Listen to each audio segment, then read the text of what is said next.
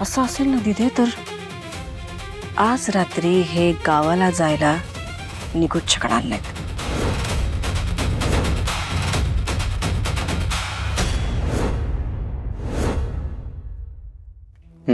Thank you sir.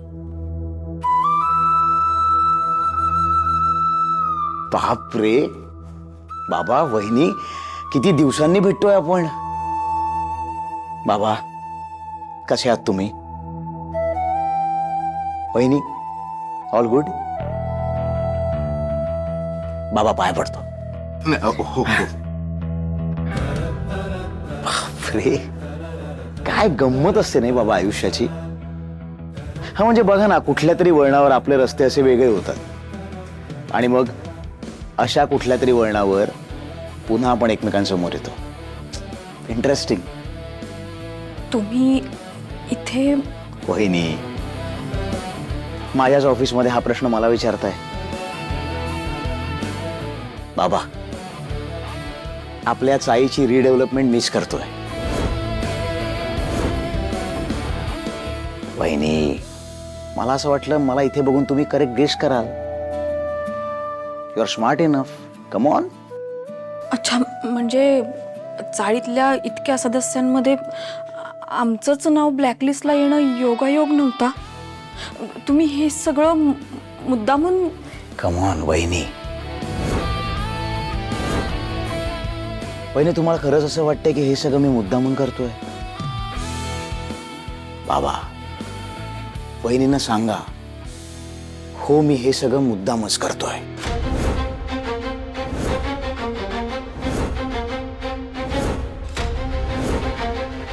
म्हणालो ना, तुम्ही स्मार्ट आहात. करेक्ट गेस केलं. नाही काय आहे बाबा, तुमच्या मुलीनं माझा संसार सुरू होण्याआधीच मोडला, त्याच्यामुळे मी आता तुमचं घर मोडणार. माझा नाईलाज आहे. हे ते पेपर्स मी बघतो. लेट मी सी काय प्रॉब्लेम आहे.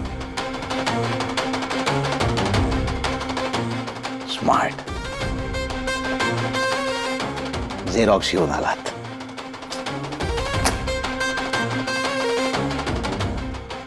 सर,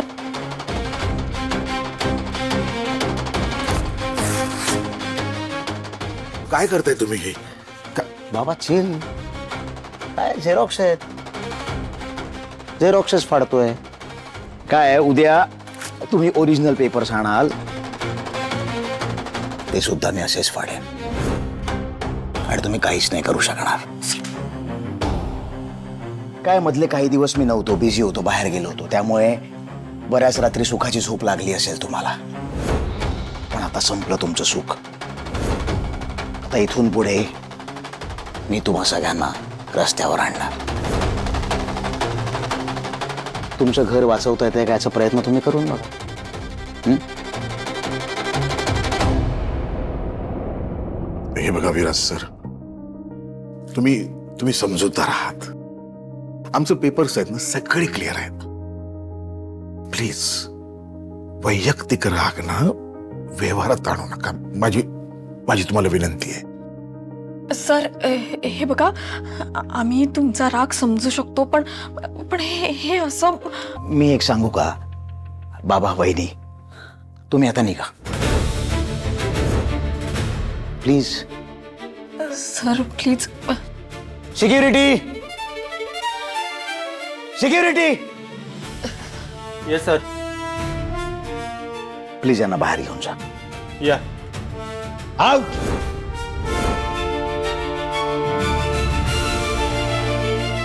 या चला.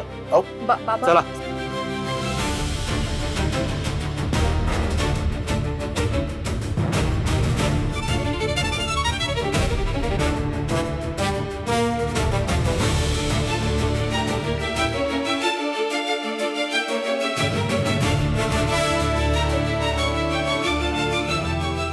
समीर, अर्पिता, मी परत आलोय तुमच्या आयुष्यात. बघा, तुम्ही अजिबात काळजी करू नका, मी मदत करायला आहे तुम्हाला. दीदी दीदी त्यांना वांग बटाटा नको वाढू. पथ्य चालू आहे ना त्यांचं. इकडे दे. ही करडईची भाजी केली आहे त्यांच्यासाठी.